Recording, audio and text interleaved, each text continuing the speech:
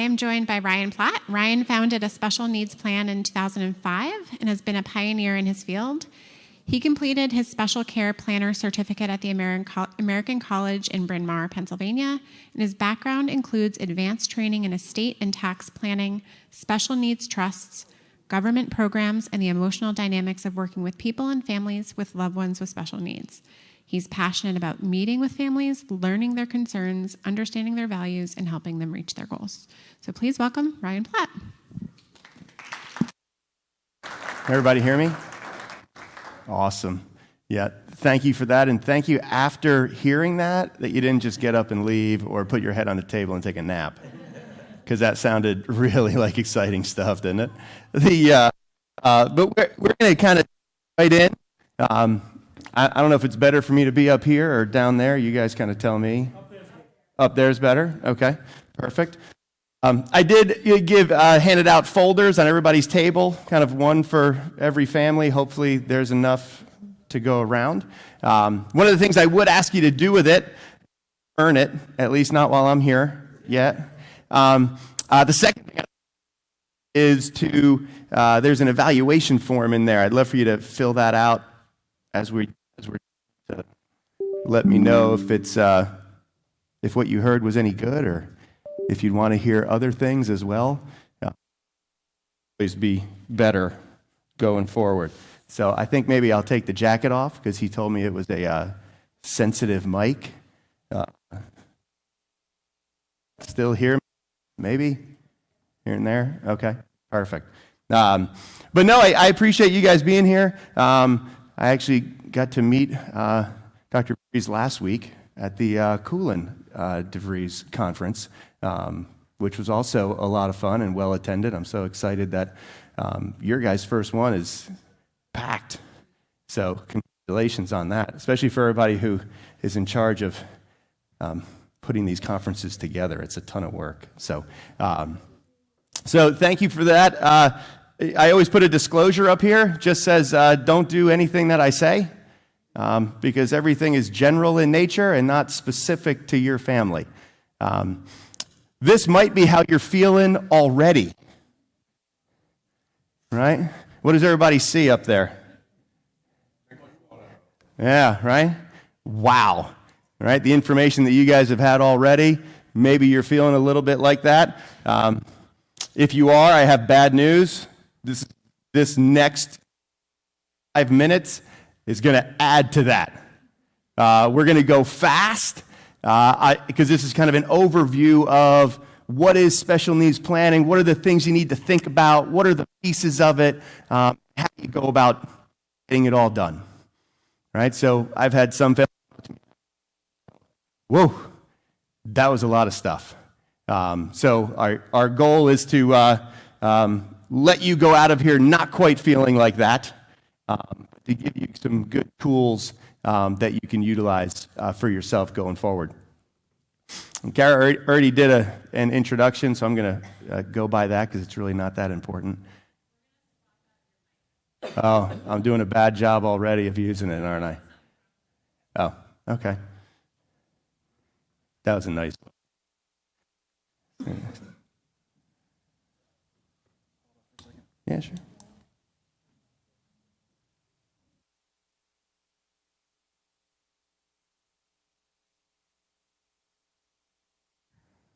You guys hear me? Awesome. Or hopefully that's going to be awesome. You guys will decide that as we continue forward. But one of the things I always like to do is just define what is this type of planning, right? And I always like to use an imagery of a target, right? And so there's a bullseye of a target, and I always put the word why in there. Why do you even do this kind of planning? And one of the things that we've come up with over the years, we've been humbled and have the pleasure of serving families since 2005 in this capacity, and it's really about securing lasting independence, what we like to call lasting independence for everyone. And the reason we say everyone, especially if your family has multiple children. Who has multiple children? Okay, quite a number. It's amazing how many times I've received a phone call that kind of goes like this. I can't really do a ring-a-ding-ding of a phone, so bear with me. So I answer the phone, says, "Hi, is this Ryan?" I said, "Yes, it is. My name's John, and I need to talk to you because my mom is 80, my dad's already passed away, my brother lives with my mom, and I have no idea what's going to happen. No, I'm going to have some role in it, if not the entire role. And I am a little bit freaked out because I don't know if there's anything in place. I don't know what to do, and I'm married with my own kids. So what has to happen?" And so I've gotten those phone calls from adult siblings.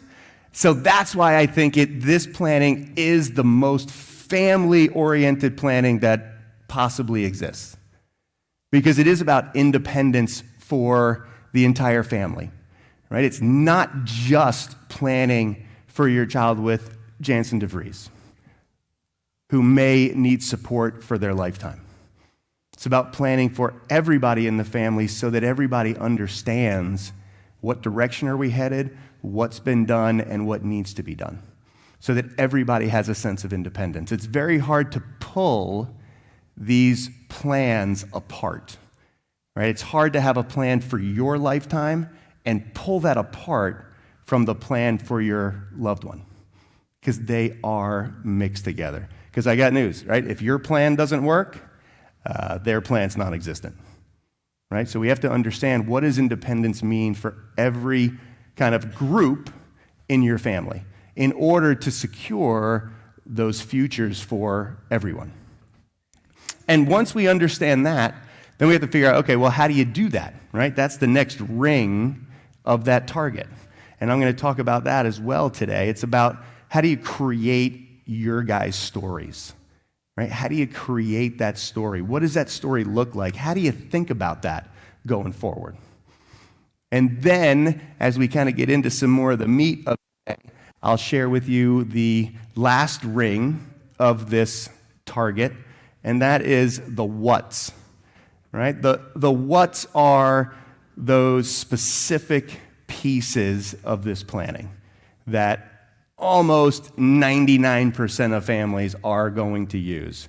I can't say you guys will use them specifically, but more than likely you probably wouldn't. So we want to understand, what are those pieces, right? What are those action steps as we walk through today? So those are kind of the items that we're going to roll through as we go forward. And so when we think about your story, I always think of it on a timeline. And I always think about it starting today, right? Because we can't go backwards in time. And your timeline is unique. 90% of everybody else does not plan on your timeline, because your timeline goes to the end of your child's life. 90% of everybody else plans till there, right? And if you have 3 kids and those other 90% pass away, the favorite one gets 34 cents, right? They die with $1, right? That's how that works. Your guys' plan is totally unique. It's totally different, which means you have to use different tools and coordinate them in different ways, which that's one of the things we're going to talk about. Because when you're thinking about creating the story, that's the timeline you want to think about. And that can be really hard, especially if you're here and your child's 5 years old. You're like, "Ryan, you got to be kidding me. That's how long you want me to plan? I'm not even sure what we're doing 2 weeks from now. Are you nuts?" Right? A little bit. I've been told that a couple times. But what we want to do is we want to have a target out there. As they get older, that target becomes much more clear. That is very true. It becomes much more clear. But we want to work our way backwards. We want to figure out, okay, well, if you live your lifetime and then you're not here anymore, what happens? Right? What are your visions for living arrangements? Housing, how does that work? Maybe they're working a part-time job. Maybe they're not, right? How does that all come together and function together? because we also have to think about that next piece coming back towards today is your retirement. And for the families we serve, and for you guys, I'm going to share with you kind of our vision of two different types of retirement. Right? The one that probably came to mind when I said that term is money. Right? Do I have enough that I don't have to work anymore? And what age does that happen? And then for you guys, the next question on top of that is, okay, well, do I have enough money for my child when I'm not here anymore as well? Right? That's kind of the first when you think of retirement, right? And that's important, obviously, right? We're not naive to think that that's not important. But the second part of retirement's also important, which can be hard to think about, especially depending on the age of your child right now. So again, don't think you do this all at one time, right? It's a continuum of events as life goes along.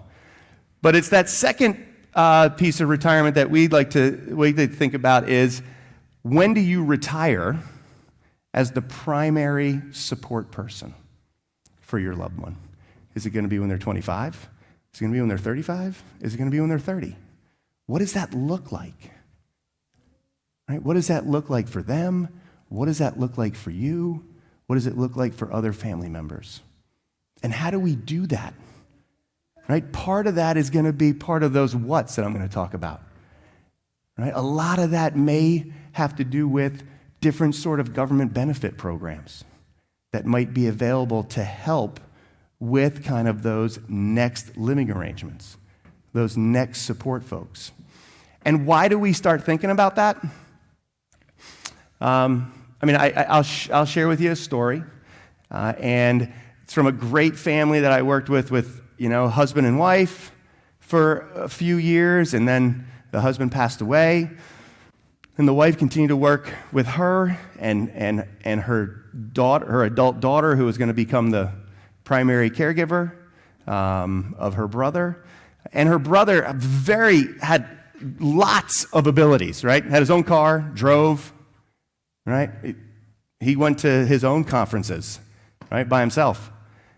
Lots of ability, but not quite able to live on his own.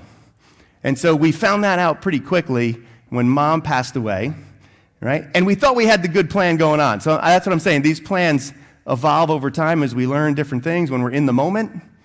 And I try to take all the moments that I've been with other families and try to avoid them for new families as we start to work together, unfortunately. So I always thank all my families for teaching me too, for next people. But what we realized was, that mom and son moved to a house down the street from the daughter. That was part of the plan, right? And then Mom passes away. And then adult daughter goes to see her brother, who's outside, right? He's trimming the hedges and taking care of the yard and those things. And all of a sudden she goes in the house and she hears a hairdryer. She's like, what the heck is going on? So she goes upstairs to his bedroom, and he's got a hairdryer stuck in his tennis shoe. And she's like, holy cow. So she she turned it off, unplugged it, ran downstairs and said, what are you doing? He goes, well, my tennis shoe was wet, so I was going to dry it, right? Not knowing that, well, he could have burned the house down, right, with that kind of, event. And so what we learned was, okay, maybe this is not a good living situation, right? So then we had to go to the next living situation. So that's what I mean about, we want to think about it over time. And that can be a really hard thing, right? And we work with families for 8 to 10 years of preparation for that kind of second type of retirement. And it's interesting because we have one family that we've been working with for a while, and it was great.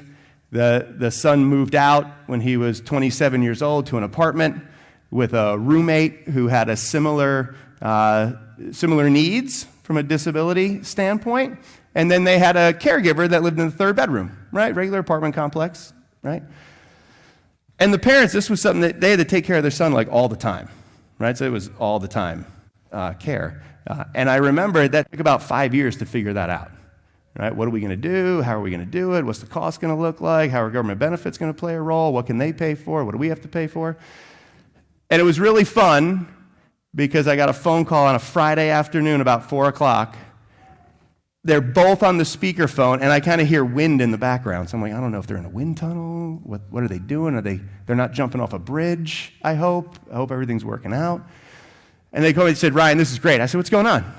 We are going away for the weekend for the first time in 27 years. And we are so excited. That's part of that independence as well, right? That's part of that independence plan. And that's okay.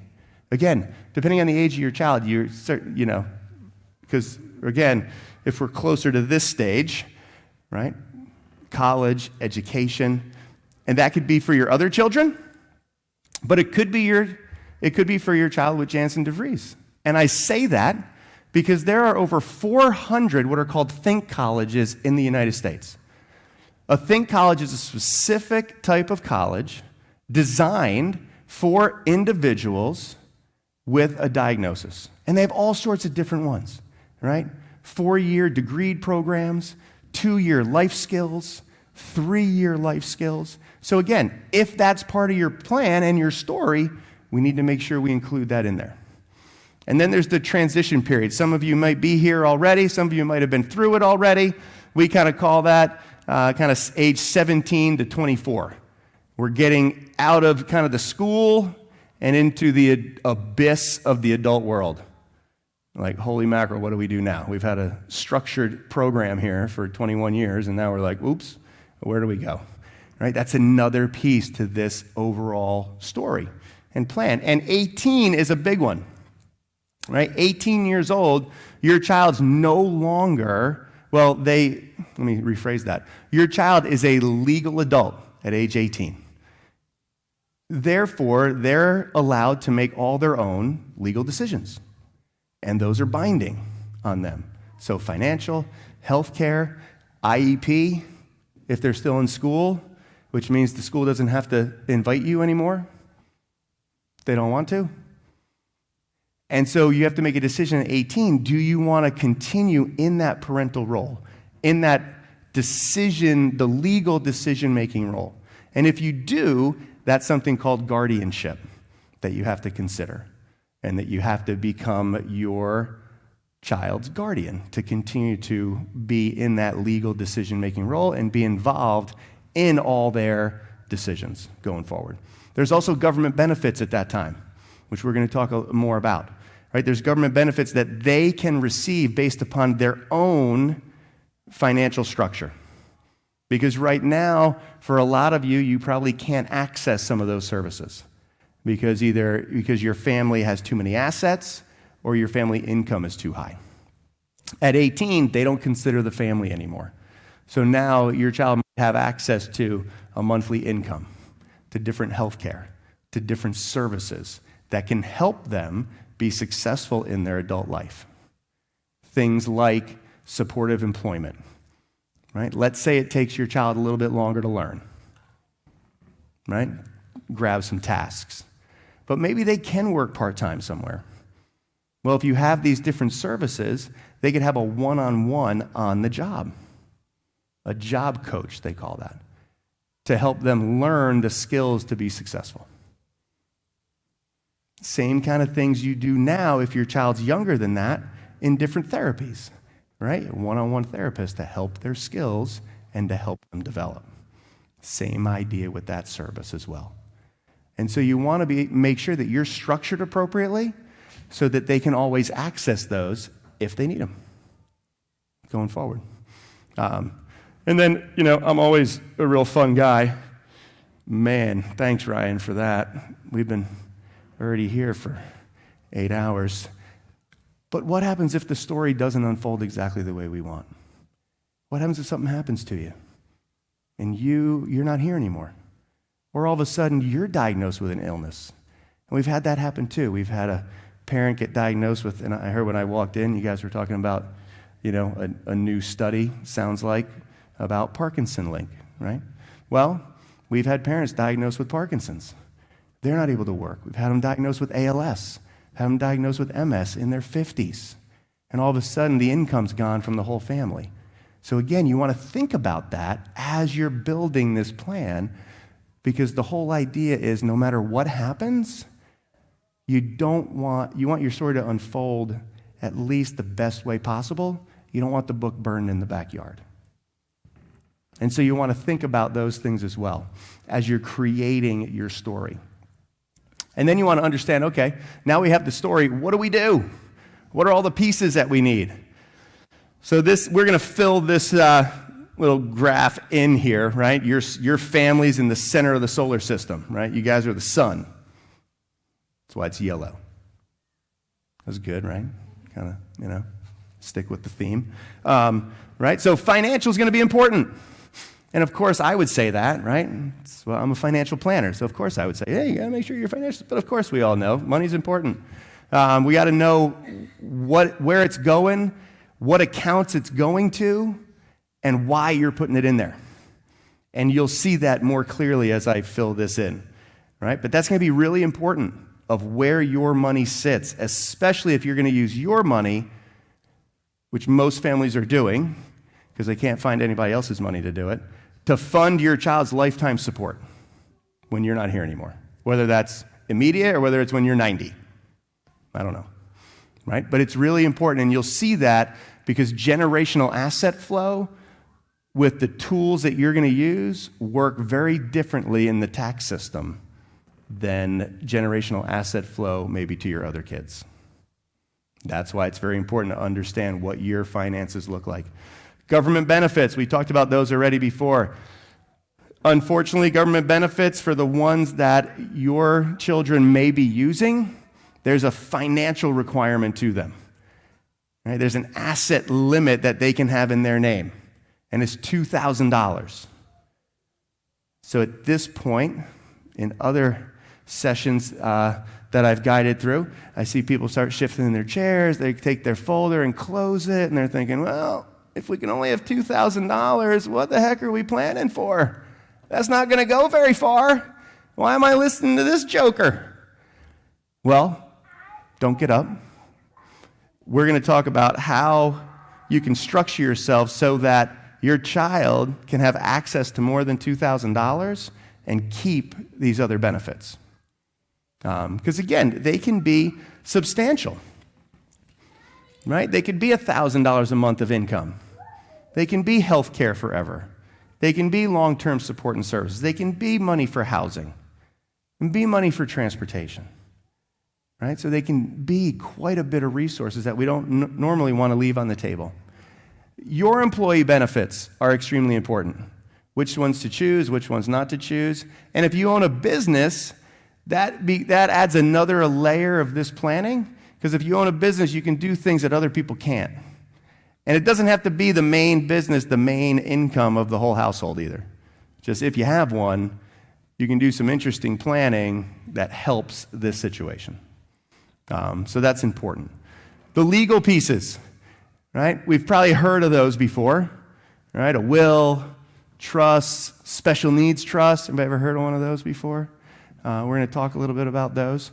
Again, pretty simple, right? A will is pretty simple. It just tells the court system three things. Tells them who do you want to administer your wishes, who's going to take care of your kids, and where your stuff goes. It doesn't really have to be complicated, right? That's what a will is going to do. And then a special needs trust is a very unique type of trust. As I mentioned, 99.9% of all the families we serve is going to have one of those, because it has to have very specific language in it. And as long as assets go into that tool, then it does not count as a resource for your child. So it doesn't count against that $2,000 asset number as long as it sits in that specific type of legal document. And it has to have kind of specific language in it. So what I always suggest is you want to make sure that you go to an attorney that does those often. And one of the attorneys in our group, they actually send their trust to Social Security, every 1 year or 2 years to make sure that the language passes muster, right? So they make sure they stay on top of that and have Social Security look at it to ensure that it's doing what it's supposed to. Because when we think about special needs trusts, you can use them for so many different expenses that your child might have, except for housing and grocery store. So now all of a sudden, some of you are thinking, well, those are kind of the two biggest things. Those are kind of our two biggest expenses, right? Can't pay for rent or utilities or food at the grocery store. But I'm going to share with you a technique where there's another tool now we can use where if you use that tool can pay for housing and grocery store, right? So you can use these things kind of together now. And I'll share with you that shortly. But you can really use this special needs trust for any other reason, right? Vacations, if, let's say, as you get older, or not even as you get older, but let's say that next caregiver in your life, something happens to you and that next person's going to take over kind of caregiving for your child, and they don't live in your area, right? Either your child's going to move to them or your child's going to still live, whether they're an adult, maybe they live on their own now, right? Well, that caregiver, you can pay for them out of the trust to come visit, right? To come check on them. So you can do that out of those trust dollars. Vacations, gifts, special occasions, almost anything, except for paying rent. So you want to be just cognizant of that as you're going forward. There are a couple different ways to set these up. Again, one of those ways is called inter vivos. And again, my mother would be very disappointed in me because I took 5 years of Latin and I had no idea what that meant. Then I found out it meant between the living, and I've been speaking English for almost 50 years, and I had no idea what that really meant either. What it means is it's a standalone document. It sits on its own. Basically, it's a document that you would have to sign specifically to make sure that it's actually there and available immediately. So basically, if you're not sure you have it, and you've already done your legal documents, it would have some kind of language in there like your child's name, third-party supplemental needs trust, or irrevocable third-party trust with your child's name on it, and that you would have signed it specifically. It's a separate document than your will, because that's another way that sometimes these trusts are set up, is they're set up what's called testamentary, which means they live inside your will. And if that's the case, that means that the will is, I like to call it trapped, right? The will traps your special needs trust because it doesn't come into existence until you go out of existence. Not necessarily wrong or right, it's just what is easier to use, especially for in that moment, like I like to call it in the moment planning, right? If you're not here anymore and all of a sudden your executor's reading your will and your special needs trust is inside there, it's going to be somebody else's job to try to go figure out how to set it up. And what are all the things necessary to set that up so that the dollars you want to fund it actually go in it. And I was doing a session of one of these for a school once, and the principal raised her hand at this moment. She said, "Hey, can I share a story?" I was like, "It's your school. You can do whatever you want." And she went on to share. She said, "This happened to me. My adult sister, my mom passed away. I was the one in charge of everything. The special needs trust, my mom set it up inside her will. And it was awful because not only was I trying to figure out, okay, am I going to write the obituary? Am I going to write the eulogy? Is somebody else going to do it? What church are we doing the ceremony for mom in? She's supposed to be buried or cremated. Now I have to go figure out, well, how do I get this trust in place? What do I do with it?" And she went on to explain this. She went to 5 different banks before one of them knew what a special needs trust was and would set up an account for her. And what I'm talking about is if you decide to get all this planning done, really consider doing that first one. It's a standalone document, which means then you can go to the IRS and get an EIN because it can't be under your child's Social Security number either. It has to have its own, basically, tax ID number, right, to make that a separation so that, again, the IRS and Social Security doesn't look at it as an asset of theirs, right, so they can still qualify for the government benefits. That one also makes it easier, especially if you have a younger child and maybe your parents are still alive. I get a lot of those questions too. Hey, my parents want to give money. How do they do that? Well, if you have a special needs trust that's inside your will, guess what? They can't put money in it while you're still alive, if they wanted to. Or if they want to leave money to all their grandkids, and your child's one of them, and they pass away before you, there's nowhere for them to do it, because it doesn't exist. So think about just what makes life simpler, especially for those next people, in very difficult times, right? In a difficult moment. And then you can fund special needs trusts in a lot of different ways, right? You could put money in it right away, kind of lump sum funding. You could start an account. You can open up a checking, savings, investment account. Special needs trust can basically own anything you and I can own. It can even own a house, right? So if that's part of your guys' plan or vision, the special needs trust can actually own a house as well. And that can have some advantages too, depending on the family situation, and the plan going forward.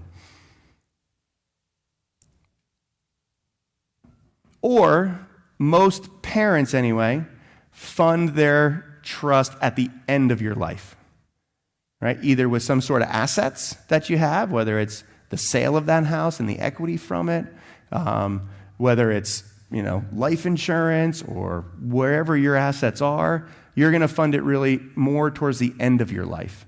And the reason for that is special needs trust, any money you put in there can only be used for the purpose of your loved one, of that person. So if you start putting a lot of money in a special needs trust now, right, while you're still pretty young and vivacious, and all of a sudden your roof starts to leak and the homeowner's insurance doesn't cover it, you can't take money out of the special needs trust to fix the leaky roof, right? So once you put the money in there, it can't be used for anything in your family's life anymore. It can only be used for them. So that's why we usually see parents using other assets to accumulate dollars that will eventually go into the trust, because you have more flexibility that way. And you also have less taxes that way. We'll talk about that in a minute as well when we think of special needs trusts. And then one of the things you want to think about as you're designing them is the trustee. The trustee is the decision maker. They're the ones that make the decisions for any of the resources that are inside of the special needs trust. Right? So if it's investment accounts, whatever that is. Right? I always say they have 4 jobs. 1, they need to know your loved one. They need to know what they need on a daily basis so they can make the distribution so that they can live. Right? The whole idea of a special needs trust is not to keep money in it. The whole idea is to get the balance to 0 eventually. Right? It's to use the money so your child can live a great life if you're not here to help them. That's what it's designed to do. It's not designed to keep the money in it. And that's why it's important for the trustee to know what they need. The other thing is they have to understand how to manage the assets inside the special needs trust. They have to make sure they do a tax return every year.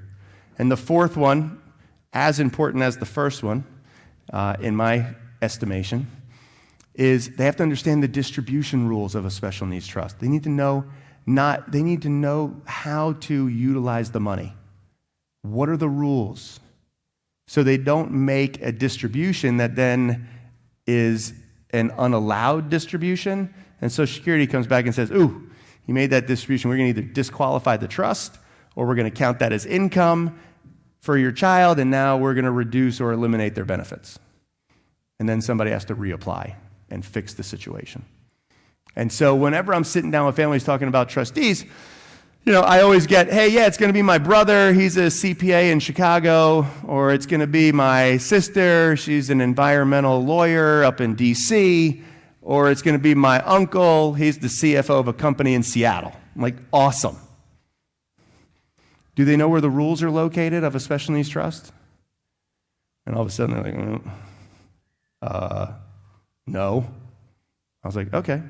Well, how successful do you think they're going to be if they don't know where the rules are located? Right? If we bring a baseball bat to a basketball game, we're probably not going to be very successful at the game. And so what I always say is that's a great idea to have a family member as a trustee, but give them some support, right? Have an administrative trustee that actually knows what they're doing, that has managed special needs trusts before. So they have somebody to call and say, hey, I was going to take money out for this reason. Can I do that? Or is that going to cause a big issue? Right? Give them a guide. Give them an advisor. Right? You can still have that family member in charge, which I love, right? If you have a trusted family member, right? Yeah, make them in charge of the final decision. But don't put all the pressure on them when they've never even done it before. And you could literally, if they do something wrong, lose hundreds and hundreds of thousands of dollars of benefits over your child's lifetime, maybe millions, depending on which benefits they would have and for how long they'd have them. Right? Give them some support. Give them some help. Now, I mentioned there's another account you can use for your child, and they can actually own it. I don't know if everybody's ever heard of an ABLE account before. Right? There we go. We got somebody in the back. All right, here we go. So 2 places now. It's very exciting for somebody like me. Like I said, I'm a boring dude. Right? It's very exciting for somebody like me, but there's 2 places that your child can have money now. Since 2016. Right? These ABLE accounts, Achieving a Better Life Experience. Right? They were passed into law in 2014, kind of became accounts in 2016. And now an individual with a disability can actually own this account as an adult. And as long as the money's in that specific account, then they can have more than $2,000, that asset resource limit, and keep their benefits.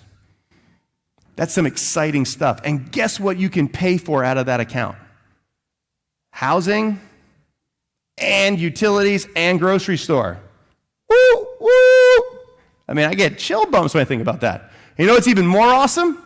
In 2019, they changed the rules of special needs trusts because now you can take money from a special needs trust, fund it into an ABLE account, and then pay the grocery store bill and rent.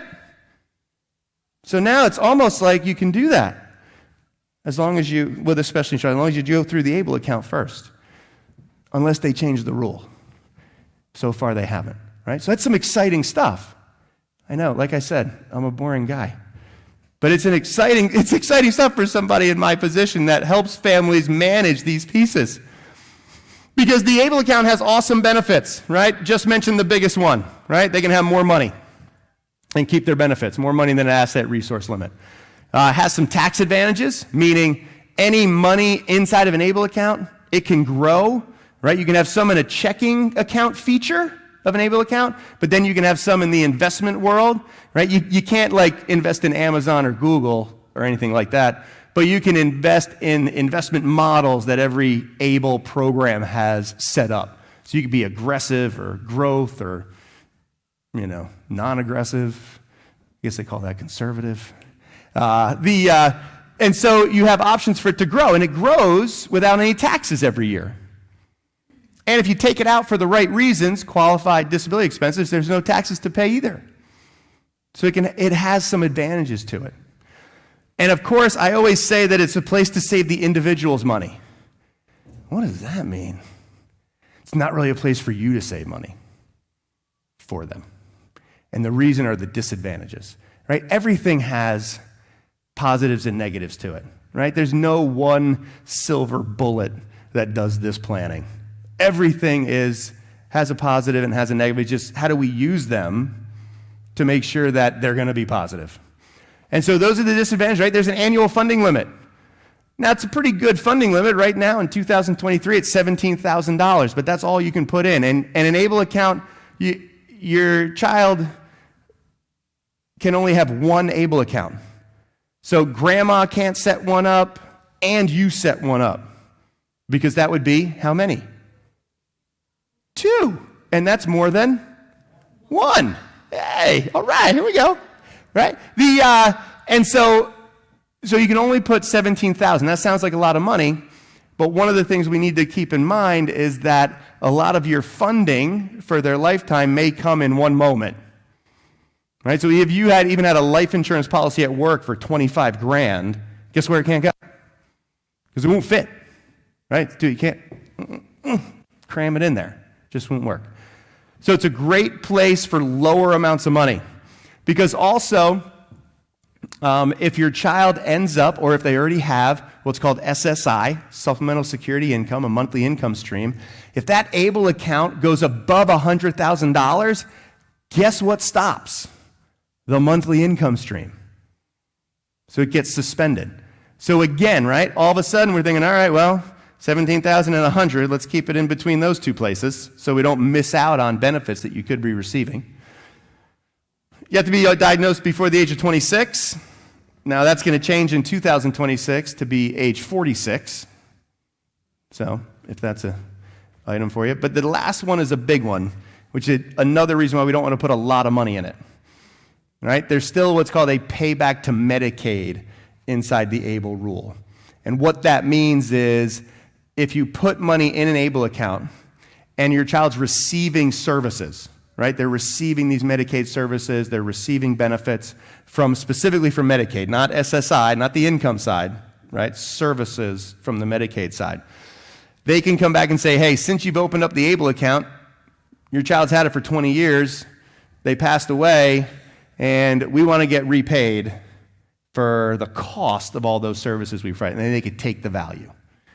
If you have a properly designed special needs trust, really what's really called a supplemental needs trust, and you're using it appropriately, right, or the trustee is, there's no payback to Medicaid in that legal tool. So that means you can write in who gets any resources, if there's any left in it, at the end of your child's life. So you could leave it to other children, you could leave it to maybe future grandkids, you could leave it to the JdVS Foundation if you wanted to, right? You put them in there. So again, you have more options of where the money goes after. But just for today, to leave you guys with something, just as you're thinking about planning, smaller amounts of money, great for an ABLE account. Right? All of a sudden, Aunt Rosie passes away and left $10,000 all her nephew and nieces. Boom! Get one of those really fast and put the money in it. Right? That's better than a special needs trust because it's $10,000. Right? Or if grandparents want to give a one-time gift of $5,000, ABLE account. If they're going to gift every year, maybe a special needs trust because it's going to start growing too fast. Birthday money, holiday money, and their money. If they have a part-time job, they start working, or they're receiving SSI, living in your house, and you guys aren't spending it all, boop, boop, right? Just drip it in the ABLE account, right? That's the place to put it.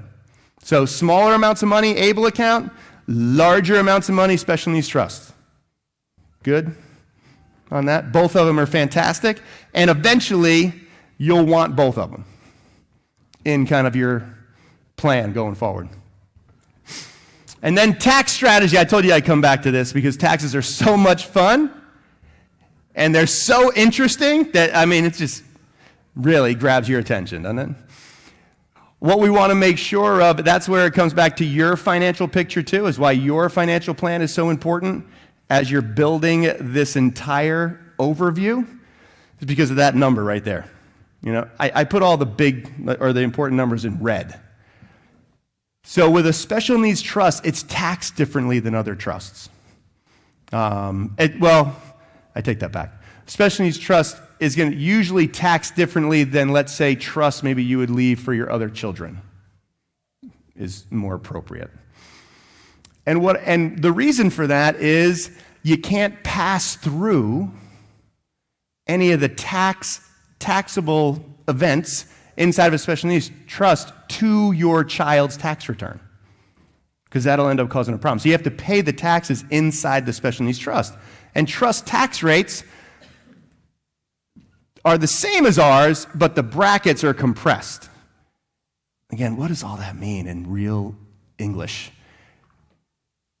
Top tax rate for a couple, you don't really hit it till about $640,000 of income, and then everything above that is taxed at that level.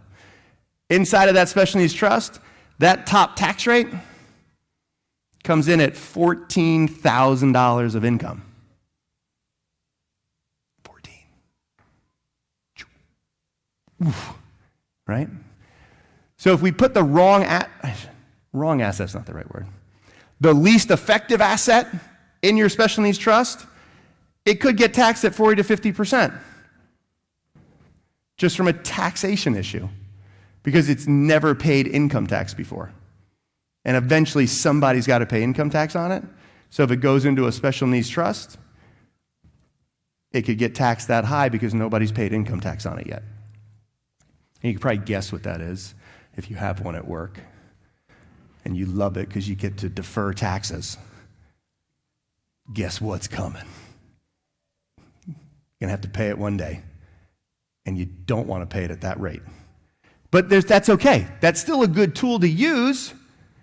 We just want to use it for a different purpose than funding their needs. Because you can use other things that'll have a 0% tax rate. And when I'm saying taxes here, I'm not talking about estate taxes. Because I'm like, well, I'll zone out on that, Ryan, because that's the inheritance tax. And right now, that's $11 million a person. So if that's hitting any of you guys, woo, good for you. God bless you. Keep going. The different planning issues, or additional ones, I guess, maybe I would say. But I'm talking about income tax and capital gains tax, because that's what's going to hit inside the special needs trust. Right? So we want to understand that. That's all. And again, if we understand how all this works, decisions are easier to make. Right? It's just understanding the landscape and then making decisions within it that benefit your family to make it as efficient and effective as it can be for you guys. And then communication. Communication is one of those pieces that I feel are also very important when we're thinking about this generational plan going forward, because it's not just about how assets flow, but a lot of times it's how care flows. And so when we think about that piece, I always think communication, we kind of have two tools we use. We call one our life journal. Anybody ever heard of a letter of intent? It's kind of this is so cold in how I say it, I don't mean it to be. It's the instruction manual for your child that you've been learning since they were born, and if other people don't live in your house, they don't see all the instruction manual stuff that needs to be in there. Like, what does bedtime routine look like? What does morning routine look like? What are some of the behavioral issues we deal with? How often do they happen? Are there any triggers that cause those behavioral issues that I need to be aware of? Right? The medical side, right? What doctors are we seeing? What prescriptions do we take? What pharmacy do we go to? What therapies are we in? Who are our, organizations that we're a part of? Are we part of, is your child older and part of civic groups or other types of groups and organizations that you want them to continue to go to? What is your future vision for them? And of course, as they get older, what's their future vision for themselves? It's important as you start planning. So those are things that are important, because if you're not here anymore and somebody else has to take over, do they know any of that stuff? And would that be helpful for them to know? I remember I was doing one of these, and a dad raised his hand. He's like, Ryan, I never thought of that. I was like, well, share with the group. What are you not thinking about? He goes, if I put my daughter on the left side of the car in the back seat, and I start driving away, she will bang her head on the window until I move her to the right side. I said, well, who else knows that? He goes, nobody. Why would I ever do that to my daughter? I already know not to do it.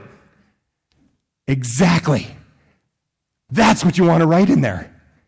Because and you guys all have that. You guys just do it. Right? Because you already know. So it's almost things that you don't even think about that you want to put those details in there. right? Because you don't want them to start from the same place you started when you can give them a head start, if that makes sense. And then what we call our family care notice. And this is just a document that says, hey, it educates extended family, right? We just want to educate them to make sure they don't do anything wrong, especially if they have a beautiful intention. And you're not asking them for any financial resources, but you're just sharing, hey, if you have any, please make sure that you do it in this certain way.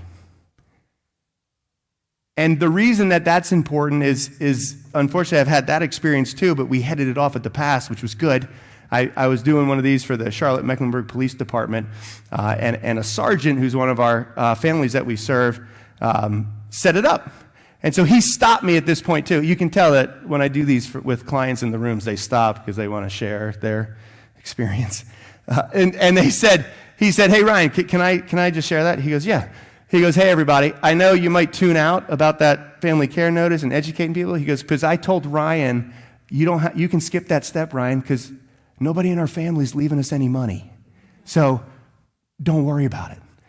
And I told him, I said, listen, it was a one-page PDF. I already put it together. Just email it out to people. So he emails it out to, brother and brother-in-law and sister-in-law and everything else. And his son is 27 years old. In a Medicaid-funded day program, he needs 24-hour supervision. He needs 24-hour supervision. And he continued the story. He said, and let me tell you what happened. 2 hours later, my brother, divorced, no kids, emailed him back and said, we need to talk. So they got on the phone. He said, you won't believe it, man. Thank you for sending that. Because I had my nephew on every single one of my beneficiary designations. All my money was going in because I know he needs a lot of help. And I know you're a cop and your wife's an accountant. I know you guys aren't loaded. Literally, his 401k, his pension plan, his life insurance at work, his house, everything was going directly to their son's name, which would have been what a beautifully intended gift. Beautiful. Catastrophic if it happened. Because all of a sudden, if you play that out, right? Uncle dies, their son gets that money. Guess where he doesn't get to go anymore? The Medicaid day program. So now the parents either have to private pay and use that money up fast, or one of them has to quit work. So now the economics of the whole house has to change. And all we have to do is just communicate. That's it. And does that happen all the time? No. But if it happened once, it'll happen again. Right? And so again, communication. That's why I love that. I love those final pieces. When you do have everything done, you just want to let people know. That's all. Right? You just want to let them know. And so, what we love to do is certainly educate. So we love coming to these events. You might not like me being here or chatting about this stuff. But we love to educate because we want you guys to know what the landscape looks like as best we can in 50 minutes. Right? But I also want to implore you, just like you did coming to this conference, you took action. You're like, wow, I need to learn some stuff. I'm going to take some action. Because one of the things that I've come to learn anyway is, anybody hear the old adage, knowledge is power? You ever heard that before? Yeah. Yep. I don't believe that. I believe applied knowledge is power. You can have all the knowledge in the world. If you go sit in a closet, doesn't help anybody. It just doesn't help anybody. Right? Turn off the light, take a nap. You got to do something with it, which is what Leonardo da Vinci said. So I challenge everybody today, do something with this information. Whatever it is, take some kind of action step. Right? Whether that's write down a goal of, hey, this is when I'm going to get this stuff done. Write down a piece of paper. What date you're going to get it done. Right? We have some advisors at home. Okay, I'm going to call them and ask them if they do this. Great. Action step. Beautiful. Right? Oh, you know what? I have more questions for Ryan. I'm going to fill out the evaluation form and give him my name and phone number, so don't worry, we don't bother you. Unless you ask us that you have questions and you want to learn more about what we do. And then support's so important. And the other action step, we've tried to redesign our website to kind of help you avoid the late night Google search on this topic.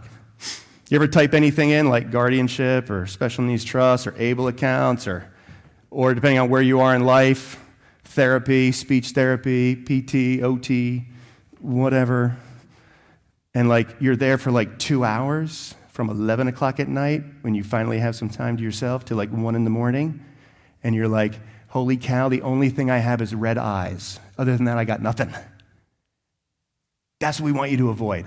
So we have put together a resource center on the website with really, we hope, easy to follow videos, 1 to 2 minute on these different topics, frequently asked questions we get from a lot of families, written articles, things like that. So use it, and I certainly hope you will. And then again, our goal is to do that for families. Take the fire hose away from you and make it a trickle so you can make decisions. So you're not paralyzed by all this information, I guess I would say. So I don't know if I have a minute left for questions. 1 minute.